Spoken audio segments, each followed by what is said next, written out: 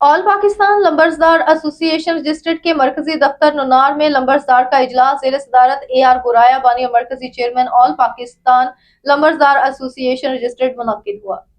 इजलास में अवाम के लिए फलाही सोच रखने वाले लंबरदार चौधरी नूर इस्लाम संधू, लंबरदार मरकजी सेक्रेटरी फाइनेंस चौधरी आसत अली बरियार, लंबरदार मरकजी तर्जमान चौधरी राना मोहम्मद अफजल, लंबरदार डोंगरे खुर्द सदर तहसील जफरवाल चौधरी मोहम्मद आजम भिंडर, लंबरदार तलवंडी भंडरा